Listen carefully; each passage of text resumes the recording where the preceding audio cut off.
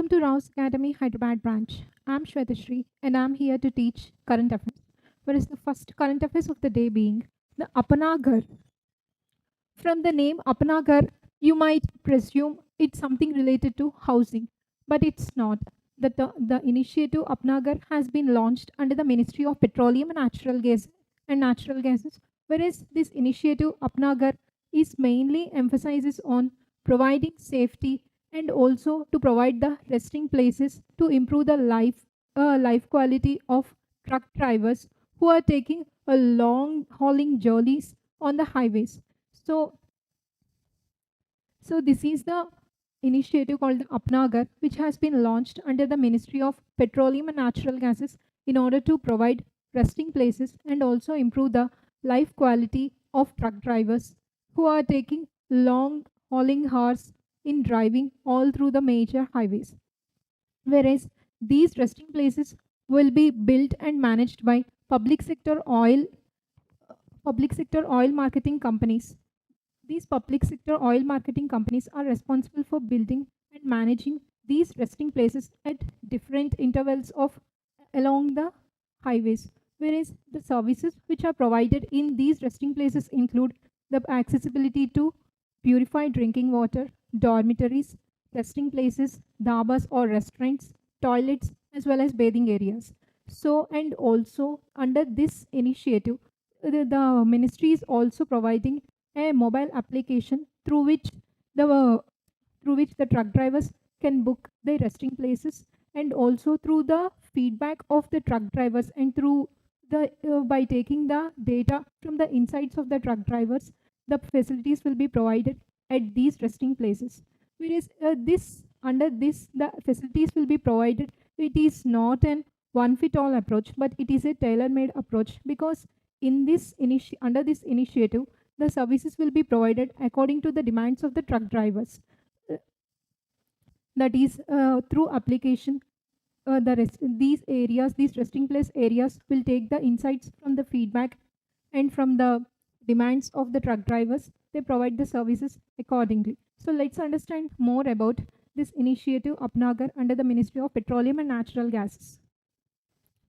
And the main aim of this Apnagar being providing safety and well-being of the truck drivers who are taking long hauling journeys along the major highways, and also to improve the quality of life of the truck drivers, and also to provide comfortable and hygienic resting places. As I told you before, the implementing agency, that is, these resting places will be built and managed by public sector oil manufacturing companies, whereas there are different facilities being provided, and the feedback and the insights from the truck drivers will be taken from Apnagar mobile application. So based on which the demands of the truck drivers will be addressed accordingly.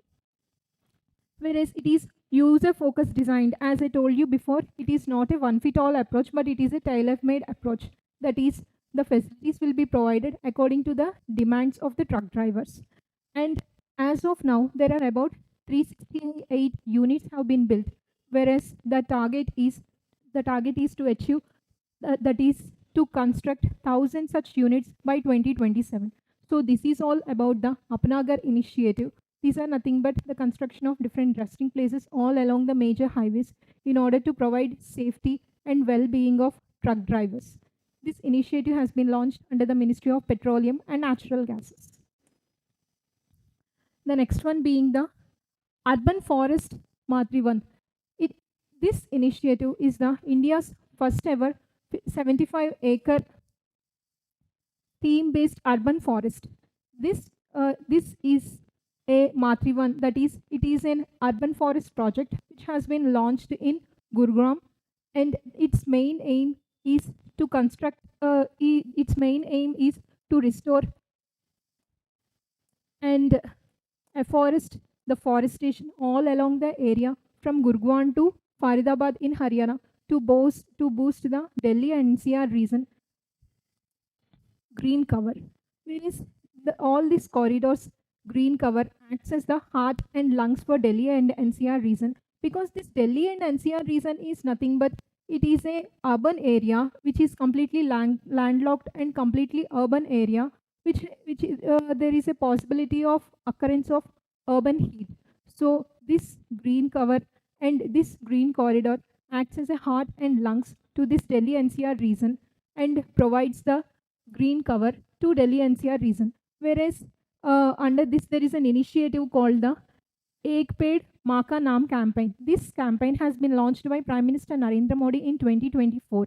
Whereas here, if you see in the name of this campaign, here the Ma represent two, one being the earth and the other being the mother. So this campaign has been launched in order to promote the importance of earth, that is the, we also say Dharti Ma, that is the mother. Whereas here in this corridor, the main emphasis has been given to native species, that is along this corridor, the invasive species like Kabuli kicker, these kind of invasive tree species will be removed, and more greater emphasis will be given to native plantations like neem, people, and other Aravali specific species. Whereas if you see this corridor has been built along the range of Aravali ranges. So the species, the tree species which are promoted and which are greatly accepted along the reason being the Aravali specific species will be promoted all along this corridor. Whereas the special groves and themed zones are also promoted, and also this initiative is promoted in a multi-stakeholder way, in a multi-stakeholder involvement. Here the term multi-stakeholder includes many stakeholders, one being the corporate social responsible partners, as well as NGOs and many other communities were involved in taking this initiative. It is an eco-friendly infrastructure initiative. Under this, eco-friendly infrastructure will be constructed all along this corridor. For example, the yoga places, as well as construction of purified irrigation treatments will be given to these for the trees which have been planted all along this corridor. And the irrigation system will be provided, as well as the eco-friendly infrastructure will be constructed in order to promote the yoga also at those particular areas. So this is all about the Urban Forest Matrivan initiative, which is an urban forest cover around the Delhi NCR region. The next one being Pingali Venkaya. Prime Minister Narendra Modi has paid tribute to Pingali Venkaya on his 149th birth anniversary. So let's understand more about the important personality in news being the Pingali Venkaya. This personality, Pingali Venkaya, has been in news because this person is very much famous and renowned for his design of national flag. He is the one who designed the national flag. Initially, he designed the national flag with only two colors, one being the saffron followed by green color. Whereas here, the color saffron indicates Hindus, whereas the color green indicates Muslims. So he mainly opted these two colors in order to promote the unity and harmony between the Hindus and the Muslims. But later, the design has been slowly changed by the addition of white color as well as charka. So let's understand more in detail about Pingali Venkaya. Because this person, Pingali Venkaya, has been born in a Brahmin family on 2nd August 1876. Whereas he was born in Batla Pennumarru in Machilipatnam of Andhra Pradesh. At the age of 19 itself, he joined Indian Army and he participated in Second Boer War in South Africa, which happened in 1899 to 1902. Whereas he taught at Andhra National College, and also he worked as an advisor to the government in mineral and geology sector. And he is known as the father of Tiranga. As I told you before, he is known as the father of Tiranga because he is the person who designed our national flag. Whereas a national flag, he also made a booklet called A National Flag for India booklet in 1960. And also he also participated in Home Rule movement. Whereas if we see that he has a lot of titles, first one being Janda Venkaya. This title has been given to him because of his work in designing national flag. Whereas another being Japan Venkaya, whereas this title has been given because he has given an entire Japanese speech in Bapatla. The next one being the Diamond Venkaya, because of his greater knowledge and his advisory to government in geology as well as in diamond mining. The next one being Patti Venkaya. Patti Venkaya is because he made a lot of work and played a crucial role in Cambodia cotton type. So these are the titles and these are the reasons for having these kind of titles. Whereas after independence, the contributions by him being, he settled in Nellore and acts as advisor to Government of India in mineral research. And also he wrote a book called Mother of Diamonds. So these are all the contributions of Pingali Venkaya. And these are the titles of Pingali Venkaya, and this is the book of Pingali Venkaya, that is the Mother of Diamonds. The next one is AI powered Anganwadi. So before getting into it, what is this AI powered Anganwadi? Let's understand more about what is this Anganwadi and from where the term Anganwadi come from. Whereas this term Anganwadi has been first time used in a scheme called the Integrated Child Development Scheme in 1975. Under this Integrated Child Development Scheme, these Anganwadis are responsible for providing services like nutrition, healthcare, and also preschool education to the children below 6 years of age, and also taking care of pregnant women as well as lactating women. These Anganwadis are the workers which are mainly responsible in providing all these kinds of services. So now here the initiative is AI powered Anganwadi. That is the combining AI with the Anganwadis, so that this AI powered Anganwadi are majorly helpful in providing AI services to the children. Whereas this AI powered Anganwadis has been first time established in Vadama village in Nagpur of Maharashtra. It is the first AI powered Anganwadi. Whereas under this Anganwadi system in this village, the VR headsets and again smart boards, tablets, and also Wi-Fi enabled CCTV has been provided. And also these Anganwadis will work for 6 days per week and at least daily for an hour. The students have been given, the students, that is the children below 6 years of age, will be given the chance to make use of how this AI board and how the new technology tablets will be used. And also their services mainly helps to promote the SDG 2 and as well as SDG 4, that is the zero hunger, and also providing the quality education.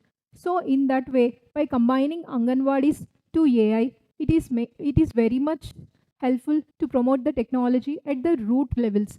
And also by combining this AI with Anganwadi, that is AI powered Anganwadi, is also helps to track the nutrition, healthcare, as well as the physical and the cognitive abilities of students, and also to track the healthcare of pregnant women, and also to convert the government orders into audio voices. So in that way, this AI powered Anganwadi is greatly helpful at the grassroots level.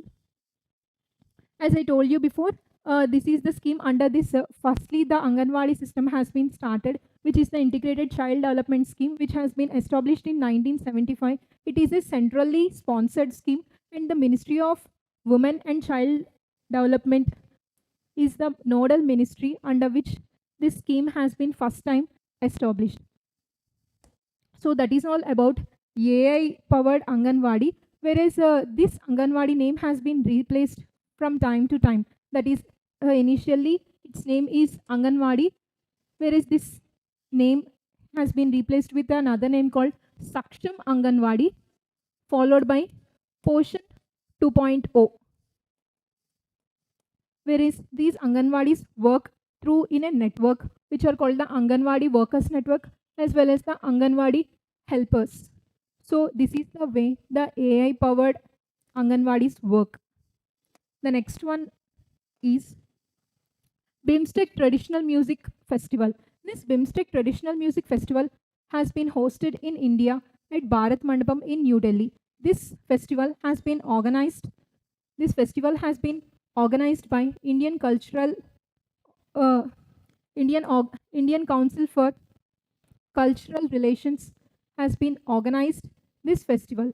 In this festival this festival mainly reflects the cultural cooperation between the countries of BIMSTEC.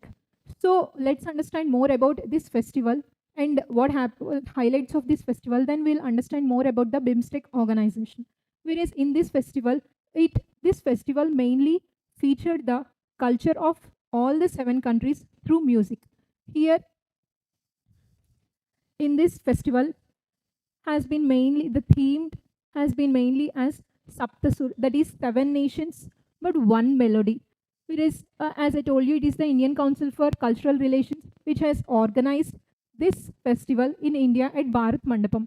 Whereas this festival acts as the major milestone in achieving the cultural cooperation because BIMSTEC has been made a summit in Thailand in 2025. BIMSTEC summit has been conducted BIMSTEC 2025 summit has been conducted in Thailand, where Prime Minister Narendra Modi has mainly talked and emphasized on the cultural cooperation between all the 7 countries. So, whereas this festival reflects the commitment taken by the Prime Minister Narendra Modi. So, they took a vision called the Bangkok Vision in 2030, and the main emphasis of this vision is to promote the cultural cooperation, youth exchange, and again the regional unity. And the main emphasis of this festival is to promote the cultural cooperation between all the 7 nations through music. And also, if we understand more about the BIMSTEC organization, it is a regional organization. There are different kinds of organizations, one being the global organizations and the other being the regional organizations. The global organizations include the United Nations. It is the organization, United Nations, where we'll see 193 countries of whole world. That is, we see all the countries in this global organizations, whereas the regional organizations are those organizations contains the countries of that particular area. For example, as we said before, this BIMSTEC is a regional organization. That is, all the countries around the Bay of Bengal have been grouped together and formed this regional organization. And this organization includes the 7 members. Among them, from South Asia, the countries being Nepal, Bhutan, India, Bangladesh, as well as Sri Lanka. Whereas from Southeast, Myanmar and Thailand, these are the 7 countries which form an organization, which is a regional organization called the BIMSTEC, which has been established in 1997 through Bangkok Declaration. And the main emphasis of this BIMSTEC regional organization is to promote the regional connectivity. Regional connectivity is nothing but connectivity between the different countries through roads, railways, and through waterways. The best example for the regional connectivity being Kaladan multimodal project. Next one being the economic cooperation through trade between all the 7 countries, and the next one being through cultural exchange. As we saw, this cultural exchange has been promoted through the festival called the BIMSTEC Traditional Music Festival. So this is all about the BIMSTEC Traditional Music Festival, which has been hosted in India at Bharat Mandapam, New Delhi, which has been organized by Indian Council for Cultural Relations. The next one is the District Flood Severity Index. This District Flood Severity Index has been in news because there are different kinds of indices that we know and that we have to give alerts about the floods. But what's the difference with the existing indices and this present District Flood Severity Index? Because whatever the indices which are existing now have been provides only about the magnitude of the floods, whereas this District Flood Severity Index is mainly responsible for providing not only about the magnitude of the floods, and also it provides the impact of these floods on human beings. That is, how many people have been injured, how many lost their deaths. These parameters are also considered by this particular index. This index has been prepared by researchers from IIT Delhi as well as from IIT Gandhinagar. Whereas the important parameters which have been considered under this particular index being the mean duration of flood events, that is how much duration it will take for the floods to continue, that is in terms of the days, for how many days these floods happen, and also percentage of district area this flood have been flooded the particular area, and also total number of deaths happened because of these floods, and how many people have been injured because of these floods, and also and it also consider the relative population of district. So this is the reason behind the coming up with this district flood severity index, which includes not only magnitude of floods, but it also considers the impact of flood on the human population. Whereas in this index, if we see that Tiruvananthapuram is the district where the highest number of flooding events were seen, whereas in case of the Patna is the district where the which is highest in terms of the severity index. These two are completely different. It is in terms of the number of floods happened is highest in Tiruvananthapuram, whereas the severity that is caused by floods which is greater in Patna. Whereas these districts has been mainly acts as the administrative units in managing these floods. So this is all about the district flood management index, that is the district flood severity index. The next one being the Asian giant tortoise. This Asian giant tortoise has been in news because 10 Asian giant tortoise have been reintroduced into Zeliang Community Reserve in Nagaland. This uh, initiative of reintroduction of the 10 of these species has been undertook by the Nagaland Forest Department as well as the India Turtle Conservation Program. So these two are mainly responsible in reintroduction of these 10 Asian giant tortoises in Jeliang Community Reserve, which has been in Nagaland. So let's understand more about this particular species, Asian giant tortoise. This Asian giant tortoise is the largest terrestrial tortoise, and this tortoise is also can be called as the small elephant of the forest. These species are mainly acts as the keystone species. So let's understand more about the term keystone species.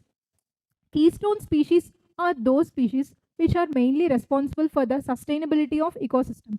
If there is any change in the number or there is an extinction of these keystone species, might cause collapse or cause drastic change in the ecosystem.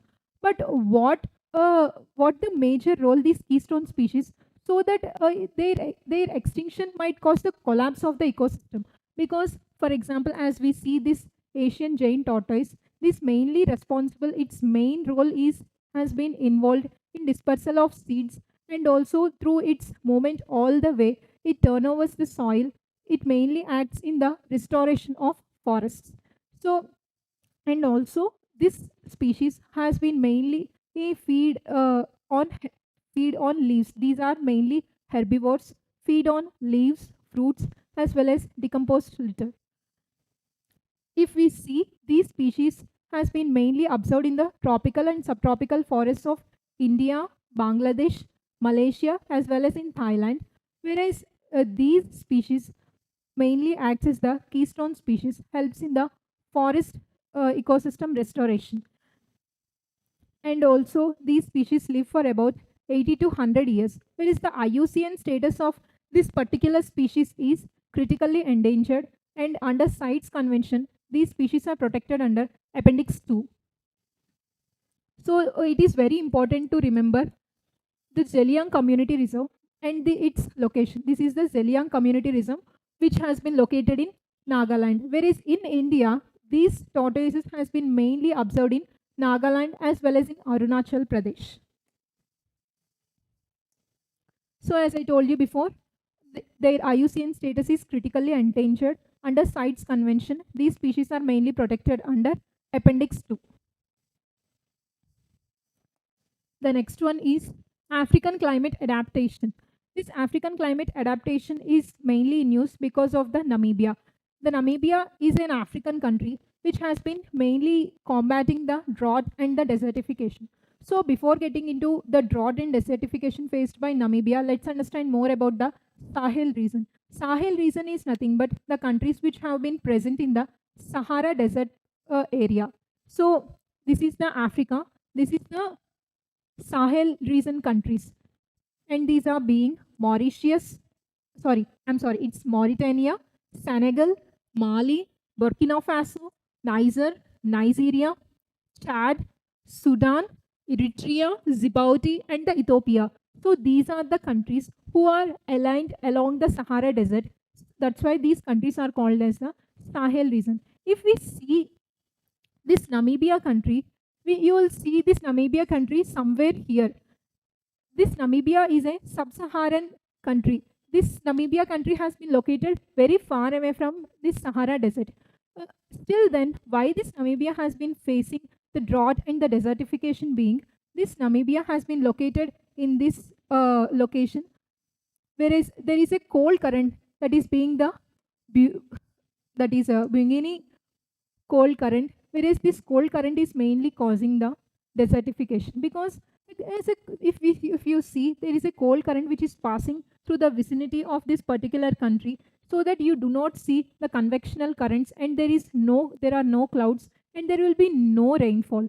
So that this Namibian country, because of this cold current, is mainly facing the drought as well as the desertification.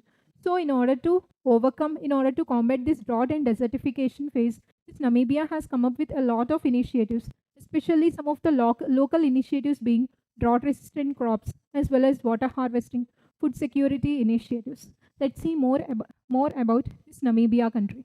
It has been facing drought and desertification, whereas as I told you that Namibia has been come up with a lot of initiatives, some being the renewable energy sources, that is through solar and wind energy, and the another being the national carbon market framework, through which it mainly emphasizes on reducing the carbon emissions and to combat the desertification, and the others being the National Committee on Climate Change and the National Policy on Climate Change. These are also the other initiatives which are mainly focusing on the climate resilience as well as the climate adaptation practices, and the others being the climate change strategy and action plan.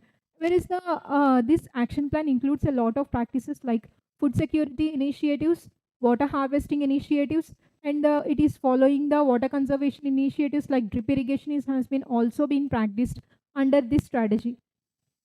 That is the security and sustainable agriculture, and through water conservation, rainwater harvesting, and also through biological resource management has been observed, and it also following the climate smart agricultural practices has been followed in these particular areas in order to combat drought as well as desertification. So this is all about the Namibia, which has been facing all these problems. So as you see in the Sahel region, you will see and you will observe, used to listen a lot about Great Green Wall Initiative. This Great Green Wall Initiative is nothing but it is a forest restoration initiative under this 100 million hectare has been restored with the forest all along the line in the Sahel region. So this is the Great Green Wall Initiative. Its main emphasis is to make all the area for about 100 million hectares with the forests. So that is all about the Great Green Wall Initiative all along the Sahel region. So the next one being the Global Artificial Index 2025, whereas this Global AACT Index 2025 has been released by the Counterpoint Research. So under this index, that is under this Global AACT Index, that Bangalore has ranked 26th. Globally, it ranked 26th. From India, it topped in this particular index. Whereas the main criteria for this index to come up with is this Counterpoint Research will evaluate top 100 metropolitan areas which uses the artificial intelligence in their day-to-day lives and the deployment of artificial intelligence in their administration time to time in the 100 metropolitan areas. So among its evaluation of 100 particular metropolitan areas globally, Bangalore has achieved 26th rank globally. There is the criteria which been considered under this index being uh, the, the, the metropolitan areas which are following greater than 500 AI initiatives which are having communication infrastructure strength as well as data centers, supercomputing development as well as university research and development support as well as startup ecosystem strength. Whereas in this particular index of Global AI City Index 2025, this index has been topped by Singapore, followed by Seoul, then Beijing, followed by Dubai and San Francisco. So these are the cities. Cities which have achieved top top-notch positions under this index.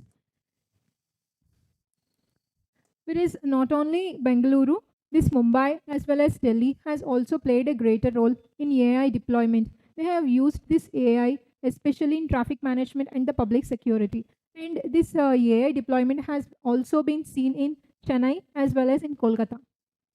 Where is the fastest growing AI cities globally? If we see, it is Bangalore in India, Riyadh in Saudi Arabia, and again the Hangzhou in China, and again the Sao Paulo in Brazil. So this is all about the Global AI Index 2025. So the next one being the Shibu Soren, whereas Prime Minister Narendra Modi has paid homage to Shibu Soren. So let's understand more about the personality Shibu Soren, who has been in news. This Shibu Soren has been born in Ramgarh of Jharkhand. He is mainly he's mainly renowned for his tribal activities. And he mainly acts as tribal activist and he also a political leader. So let's understand more about him. So this Shibu Soren is also known as Dishom Guruji, that is the Guru of the land. This title has been came after this Dhankatni Andolan. This Andolan has been happened in 1960s. During 1960s, this Andolan has been led by Shibu Soren in order to curb the exploitation by the moneylenders. The reason behind being the moneylenders of that particular area exploited the tribals by taking 2/3 of the produce from the tribals and by giving only 1/3 to the tribals. So they made an agitation with the Shibu Soren as the lead. And in this Andolan, the tribals have won. Because of his role in this particular Andolan, he got the title called Dishom Guruji, that is the Guru of the land. He was born on 11th January 1994 in Ramgarh of Jharkhand. He was born in Santal Adivasi community. And he also co-founded the Jharkhand Mukti Morcha, which is a organization which has been established by him in 1973. The main aim of this Jharkhand Mukti Morcha organization is in order to bring a new state for the tribals, that is in order to get a new tribal state, that is Jharkhand, from the Bihar. So he made agitations under this, and the Jharkhand state has been also established after these agitations. And he became president of this particular organization in 1987, and the Jharkhand state has been formed in 2000. And he has been elected to Lok Sabha in 1980. So that is all about the particular person, Shibu Soren. The next one being the Agnishodh. This Agnishodh is nothing but this is an Agnishodh research cell has been established at the IIT Madras. The reason for the establishment of Agnishodh research cell at IIT Madras being in order to promote the self-reliance in the defense deployment in alignment with the modern technologies. So let's understand more about this Agnishodh Research Center. Whereas the Indian Army inaugurated a particular research cell of Agnishodh at IIT Madras, whereas it is a part of Army's pillars of transformation. The main aim of this research cell is to convert the academic excellence into battlefield innovation and to transform the laboratory innovations into battlefield innovations. So this cell has been established through a collaboration which includes the IIT Madras Research Park and again the Advanced Manufacturing Technology Development Center, followed by Pravartak Technologies Foundation. All these combined together and established this Agnishodh Research Cell in IIT Madras. It is the main aim under this under the establishment of this particular cell being in order to inculcate certain qualities in soldiers, that is being the additive manufacturing, cyber security, as well as the quantum computing. So this is all about the Agnishodh Research Cell, which has been established at IIT Madras in order to promote the self-reliance in the defense deployment by collaborating with modern strategies.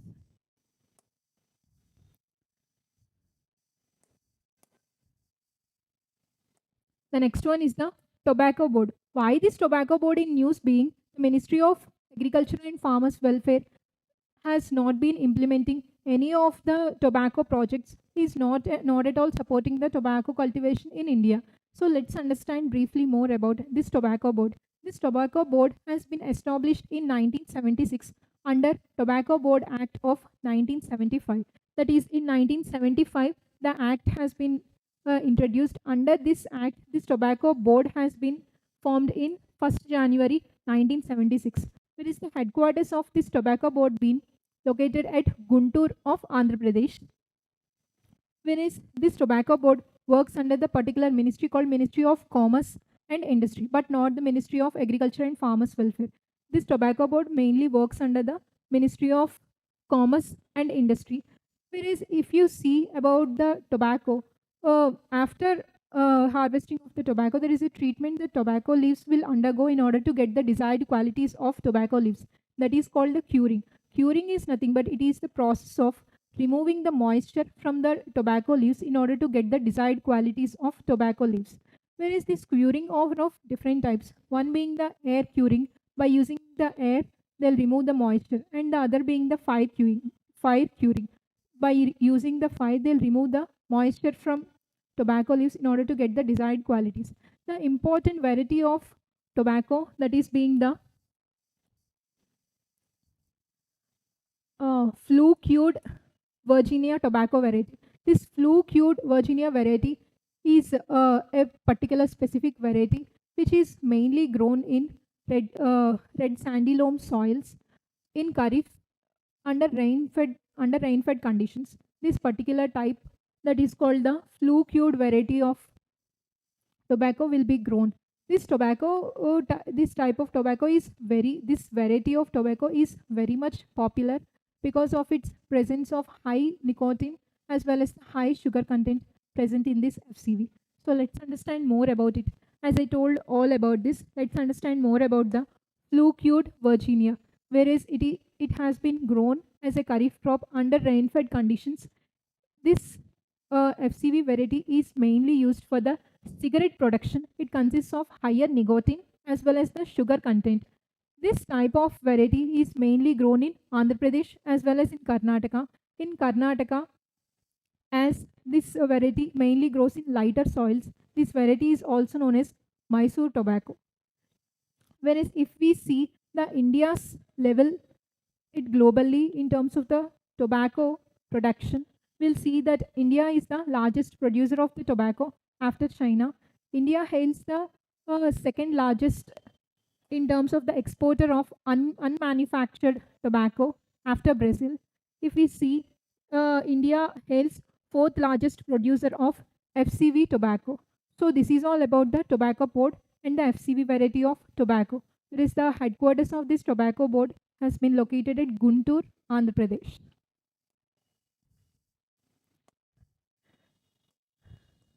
The next one being Supreme Court empowers pollution control boards. Whereas the Supreme Court recently has come up with a verdict that is called Supreme Court has empowered the pollution control boards in order to impose or levy the compensation on the pollution causing entities, that is the organizations which are causing the pollution. So let's understand more about this.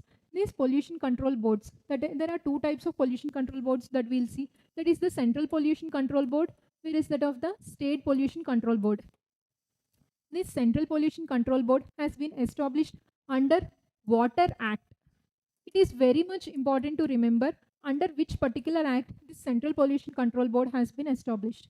This Central Pollution Control Board, which is the apex organization in controlling the pollution all over the India, has been established under Water Act in 1974. Whereas the Central Pollution Control Board also draws its power from Air Act,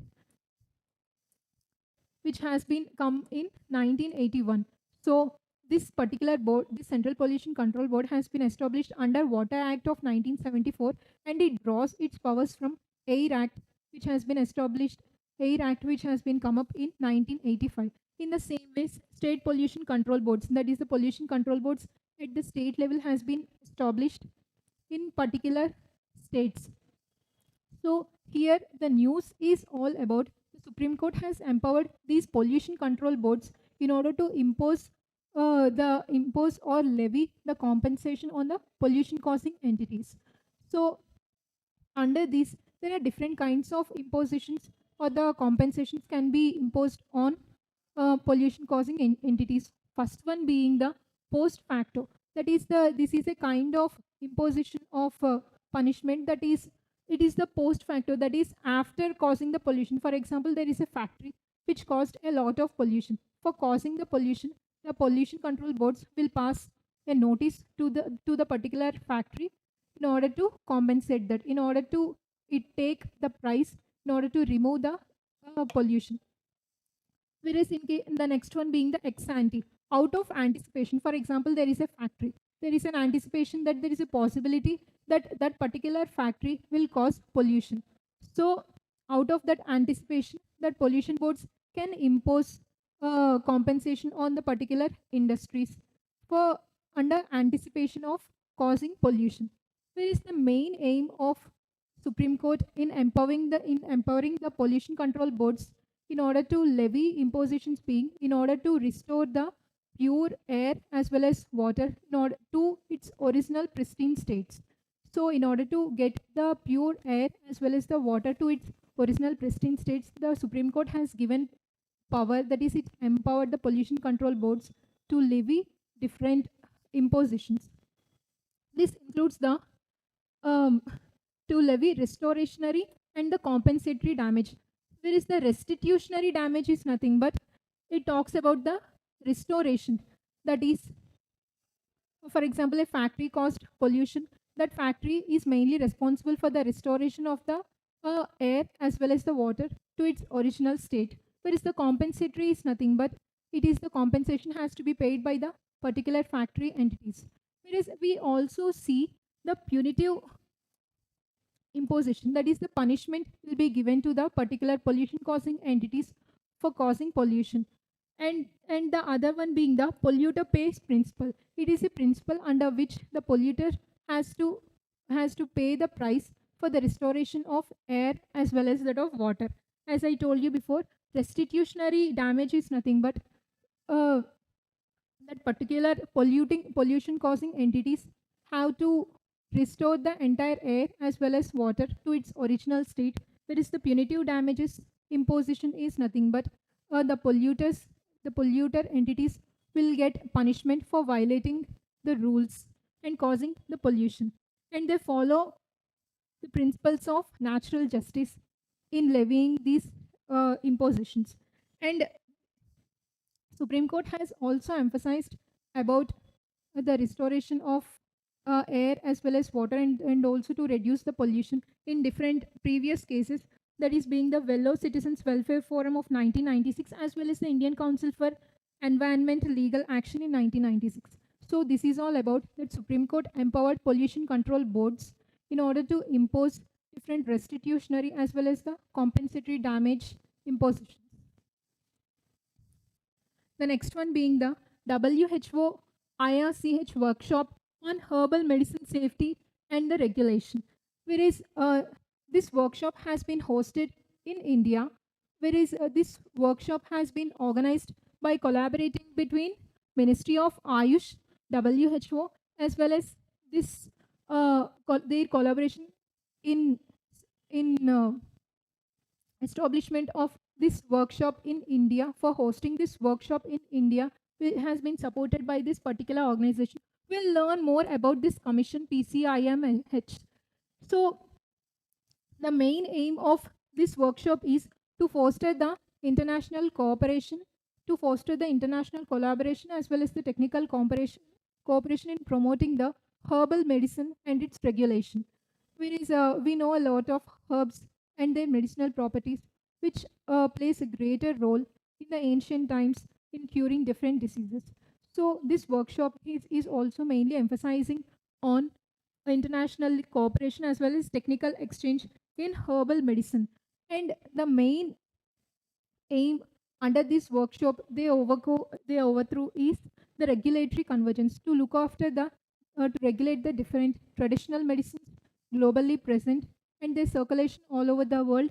The next one being the safety and the efficiency of the traditional medicines as well as the system empowerment and focusing sessions. Whereas these focused sessions are nothing but pre-clinical trials, during clinical trials, as well as the post-clinical trials of using this traditional herbal medicine.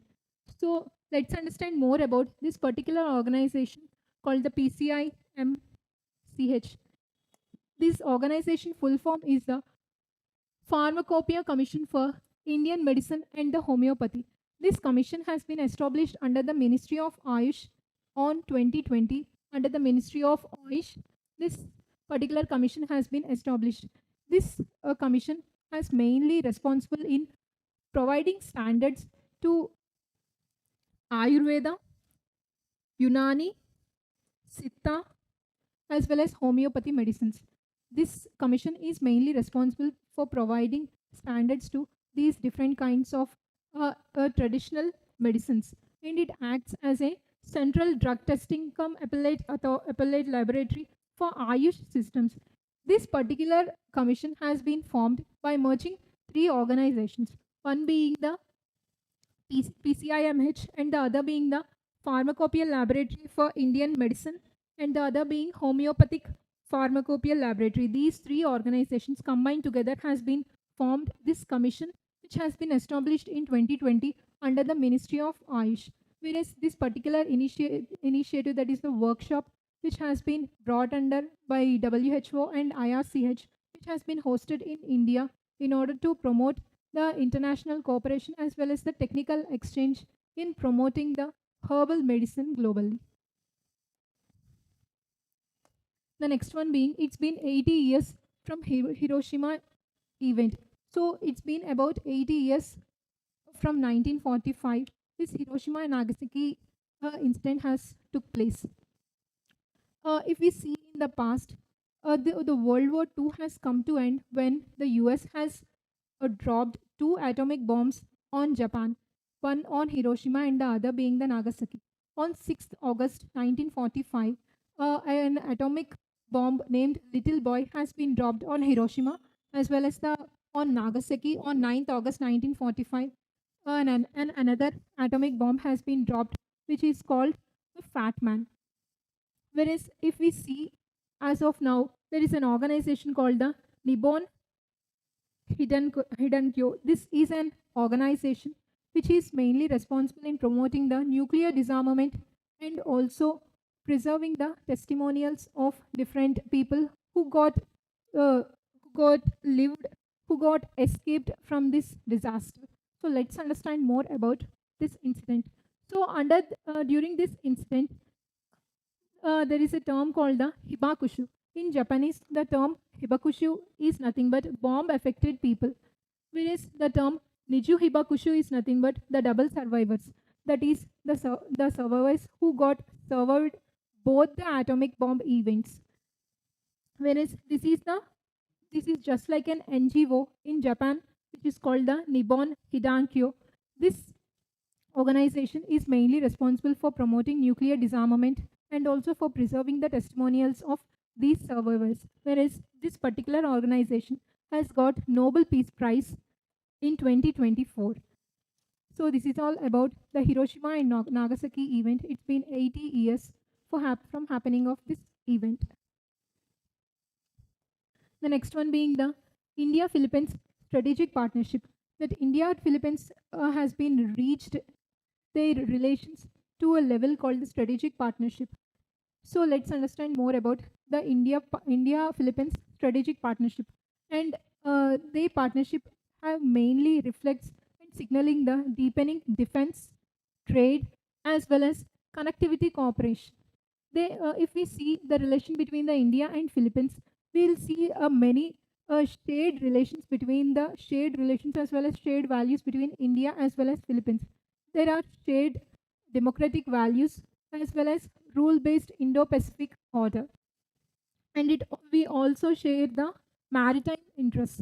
Whereas and also the mainly between India and Philippines, if we see the relation between India and Philippines, we see the wide area cooperation in trade as well as in terms of the defense, and there is a priority of relation. If we see in Southeast Asia, that India has followed a particular foreign policy called the Look East policy. Initially, that India has come up with Look East policy. After Look East policy, India has come up with Far East policy. So, under that policy, that Philippines acts as a crucial partner in terms of the Look East and Act East policy. And followed by the economic relations, whereas the trade between India and Philippines has been reached to $3.3 billion by 2024 to 25. Whereas there is a deeper defense cooperation being observed because Philippines is the first buyer of BrahMos missile from India in 2022. And the next one being the capacity building. And we see there is a shared cultural ties has been observed between India and Philippines. And we see if the Indian diaspora, there are more than 70,000 Indians have been observed in Philippines country. So the relations between India and Philippines has now reached to strategic partnership. So that the India and Philippines has come up with this strategic partnership under which they have come up with comprehensive action plan. This is an action plan. They have come up with different practices under this action plan in order to turn their vision into concrete results. I think the lecture is informative. Thank you.